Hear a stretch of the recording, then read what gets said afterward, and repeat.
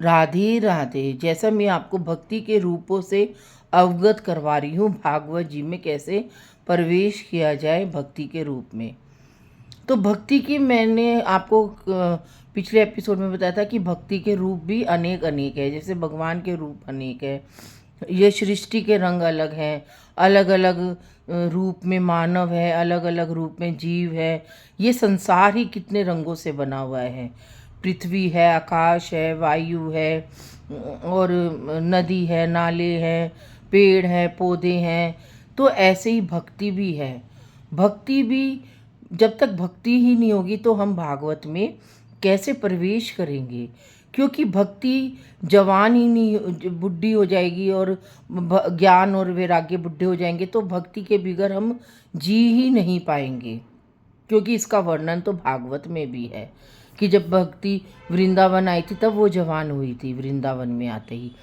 तो वृंदावन क्या है और भक्ति वहाँ आकर जवान कैसे हुई, और ज्ञान वैराग्य नहीं हुए जवान? आपने ये जो अध्याय है, इसकी अगर हम गहराई में जाएंगे, ज्ञान वैराग्य और भक्ति की गहराई में जाएंगे, और नारद जी ने कि तुम्हारा ही भक्ति, ज्ञान और वैराग्य दौड़े दौड़े भागवत जी में प्रवेश करने को आए थे। तो इसकी रहस्यता क्या है, इसकी आध्यात्मिकता क्या है, आज मैं आपको इससे अवगत करवाना चाहती हूँ। क्योंकि भागवत ग्रंथ एक ऐसा ग्रंथ है जिसमें रहस्य ही छुपे हुए हैं। अगर जो इन रहस्यों को पी गया, जिसने भगवान के इशारे को समझ लिया, जैसे आज हम वृंदावन जाते हैं, वृंदावन में कई लोग जाते हैं सिर्फ घूमने फिरने के उद्देश्य से। चाट पकौड़ी खाई, टिक्की खाई, लस्सी पी, और बिहारी जी के दर्शन कर लिए, तो सोचते हाँ हाँ हम तो वृंदावन हो आए और हमें तो दर्शन हो गए। लेकिन कई लोग ऐसे हैं जो कि भाव लेकर जाते हैं। वो जाते हैं, कहते हैं हे राधा रानी, हे बाके बिहारी। हम वृंदावन में ही, जैसे हम वृंदावन में चरण रखते हैं, हमारे हृदय में एक भाव जागृत हो जाता है। हमें ऐसा लगता है कि हम और दुनिया से अलग हो गए। वृंदावन में जाते लगता है कि हम बिहारी जी के हो गए, राधा रानी के हो गए। उसके अलावा हमें कुछ सूझता ही नहीं है। ना हमें खाने की सूझ रहती, ना हमें पीने की सूझ रहती। हम अपना पूरा का पूरा टाइम बिहारी जी को ही देना चाहते हैं, यमुना के किनारे। मुझे तो यमुना के किनारे बैठकर ही साक्षात कृष्ण की बंसी सुनाई देती है, राधा की पायल सुनाई देती है। मेरा मन करता है बस मैं यमुना के किनारे ही आंखें बंद करके और बिहारी जी के दर्शन करती रहूं और राधा रानी के दर्शन करती रहूं। मुझे तो तटीय स्थान में, निधि वन में और इन सब जगहों पे जाकर ऐसा लगता है साक्षात पूरे वृंदावन की हर रज में, हर पत्ते में, हर टहनी में, हर वृक्ष में मुझे राधा रानी और कृष्ण के दर्शन होते हैं। तो ये अपने अपने भाव होते हैं, अपनी अपनी भक्ति होती है, अपना अपना रूप होता है भक्ति का, अपना अपना स्वरूप होता है। ये मैं आपको वैसे नहीं बता रही हूँ अपना करके, ये मैं आपको बता रही हूँ कि भक्ति को कैसे हम प्राप्त करें। वृंदावन में अगर हम जा रहे हैं तो हम बिहारी जी को कैसे प्राप्त कर सकते हैं, राधा रानी के भावों को कैसे प्राप्त कर सकते हैं, और अपने आप को कैसे भावों में सराबोर कर सकते हैं। तो हमें सर्वप्रथम जब हम वृंदावन में जाएं तो हमें अपना अपना जो मन, बुद्धि, दिमाग, आत्मा को दुनिया से परे छोड़ के आना चाहिए। अगर हमें वृंदावन जाना है तो हम भाव भाव भाव समेत हमें वृंदावन जाना चाहिए। भाव रहित होकर वृंदावन जाएंगे तो हमें बिहारी जी की प्राप्ति ही नहीं होगी। और अगर हम भावों समेत जाएंगे और मन में ये प्रेरणा लेके जाएंगे कि राधा रानी हमें तुम दर्शन देना, बिहारी जी तुम हमें दर्शन देना, हम चाहे जहाँ भी रहें हमें साक्षात बिहारी जी के दर्शन चाहिए, तो तुम जहाँ भी रहोगे तुम्हें बिहारी जी के दर्शन की जो अनुभूति होगी उसको तुम अनुभूति नहीं कर पाओगे।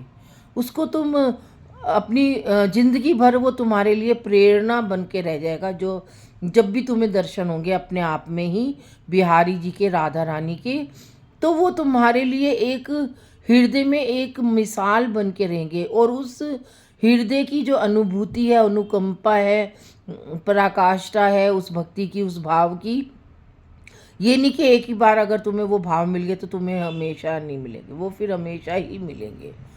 जैसे हम एक सब्जी है, एक सब्जी का स्वाद हम चख लेते हैं, तो वो स्वाद हमारा कभी मरता नहीं है। हमें एक सब्जी स्वाद लगती है, जैसे आलू टमाटर हो गए, कड़ी हो गई, तो हम अपने स्वाद के अनुसार भोजन खाएंगे।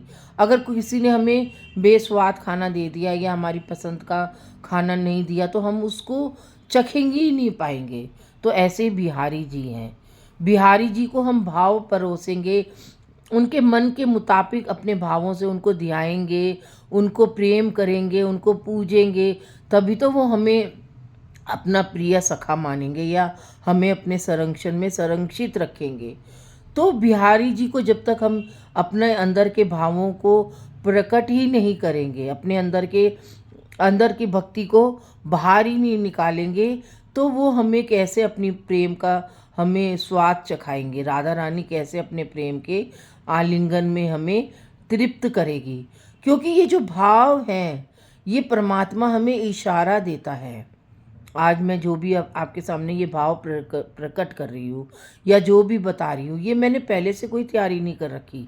हाँ, अब जैसे जैसे मैं भावों को प्रकट करती जा रही हूँ, बिहारी जी मुझे मेरे हृदय में उन भावों को प्रकट होने का मेरे को उद्देश्य देते जा रहे हैं, इशारा देते जा रहे हैं। तो मैं उन इशारों को समझकर और आपके सामने इन शब्दों को व्यक्त कर रही हूँ।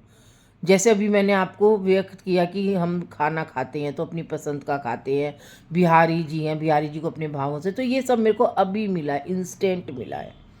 तो इसको ही भक्ति कहते हैं। ज़रूरी नहीं है कि हम बाके बिहारी के मंदिर जाएंगे तो ही हमें बिहारी जी के दर्शन होंगे। ज़रूरी नहीं है कि हम पास से देखें तो ही हमें बिहारी जी के दर्शन होंगे। अगर हम दूर भी खड़े होंगे तो भी हमें बिहारी जी के दर्शन होंगे। इसका एक वाक्य मैं आपको अपने साथ बताती हूँ। अभी मैं कुछ दिन पहले वृंदावन गई, तो मुझे भी बड़ा लगता था कि मैं बिहारी जी के आगे से दर्शन करूँ। तो इस बार मैं गई तो बहुत भीड़ थी और मेरा स्वास्थ्य भी सही नहीं था कि मैं भीड़ में फंस जाऊँ। तो मैंने एक दिन वीआईपी पास ले लिया, पैसे देकर। उन्होंने कहा कि तुम मेरे को अंदर कर लिया, लेकिन मेरा इतनी ज़ोर की दम घुटा कि मेरा वहाँ से निकलना बहुत ही मुश्किल हो गया और मैंने अपनी जान बचाकर उस भीड़ से निकल कर आई। अगले दिन से मैंने पीछे से दर्शन किए। बिहारी जी ने कहा तू पीछे से ही कर दर्शन, और आप मानोगे नहीं कि मुझको इतने सुंदर दर्शन हुए पीछे से, इतने सुंदर कि अब मैंने कहा जब भी जाया करूँगी भीड़ में फंसना ही नहीं है मुझको। और अब तो मेरे हार्ट में मशीन लग गई, अब तो मैं वैसे भी भीड़ में फंस ही नहीं सकती हूँ। तो जब भी मैं बिहारी जी मुझ को वृंदावन बुलाएंगे तो मैं तो अब पीछे से ही दर्शन करूँगी, भीड़ में आगे जाने की कोशिश ही नहीं करूँगी। तो अगर हमने बिहारी जी की दृष्टि पड़नी चाहिए हमारे ऊपर। कहते हैं कि अगर हम बाके बिहारी के मंदिर में जाते हैं तो हमारी दृष्टि चारों तरफ रहती है, वो नहीं, हमें ये देखना चाहिए कि बिहारी जी की दृष्टि हमारे ऊपर पड़े, बिहारी जी हमको देखे। अगर हम आंख बंद करके भी खड़े हो जाएंगे और अगर राधा रानी और बिहारी जी की कृपा दृष्टि हमारी बंद आंखों में भी पड़ जाएगी तो भी समझ लो कि बिहारी जी की कृपा दृष्टि हमारे ऊपर पड़ गई है। तो वृंदावन में ऐसी भक्ति है, भक्ति को हम जहाँ भी ध्याएंगे आंख बंद करके, भक्ति हमारे हृदय में समा जाएगी। हमें कोशिश करनी है कि हमें भक्ति को अपने हृदय में बसाना है। अब मेरे को आजकल इतनी खांसी हो रही है, इतना मेरा गला खराब हो रहा है, लेकिन मेरे अंदर जो भाव है, मेरे अंदर जो भक्ति है, मैं उसको अपने अंदर रोक ही नहीं पा रही हूँ। क्योंकि एक मेरे को अपने भावों को प्रकट करने के लिए बिहारी जी एक प्रेरणा दे रहे हैं, एक प्रेरणा स्रोत दे रहे हैं, क्योंकि उनका ही दिया हुआ है, उन्होंने ही मेरे को इस लायक समझा है। और मैं उनकी अनुमति के श्री जी राधा रानी और बाकी बिहारी जी की अनुमति से ही मैं अपने भावों को प्रकट कर पा रही हूँ। हम तो एक तुच्छ प्राणी हैं, हम क्या एक हार्ड मांस का पुतला है, लेकिन हमारे शरीर के अंदर क्या है, आत्मा, हमारे अंदर एक शक्ति है, वही हमें जीना सिखाती है, वही हमारा हाथ पकड़ती है। हमारे अंदर, हमारे शरीर में कोई ताकत नहीं है, हमारे शरीर में कोई वो नहीं है वैभवता या भव्यता।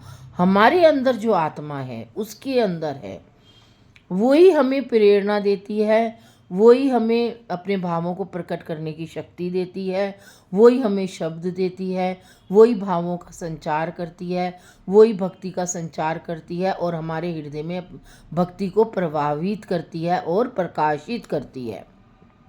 तो मैं अभी आपको भक्ति के रूप में कुछ और बताना चाह रही थी। मैं आपको माखन रूपी भेद से अवगत कराना चाह रही थी, लेकिन देखो मैं आपको आज मैं गोपाष्टमी है तो मैंने सोचा कि चलो गाय रूपी भक्ति को आपके सामने मैं प्रकट करूं कि गैया मैया भी हमारी भक्ति का एक रूप है। लेकिन आज परमात्मा ने मुझको दूसरे भाव दिए, तो मैं चाहकर भी जो मैं सोचती हूँ कि मैं वो शब्द से आपको अवगत कराना चाहूँ, तो परमात्मा मुझे किसी और अपने आप ही किसी अपनी भक्ति के भावों में किसी और तरीके से अपने आगे अग्रसर कर देता है कि वो मुझे और भावों से अवगत करा देता है। तो मेरे वो भाव ये हमारी परमात्मा के प्रति आसक्ति है। परमात्मा हमें इशारा देता है और यही भक्ति का संचार है, यही भक्ति की आध्यात्मिकता है। आज के लिए इतना ही। राधे राधे।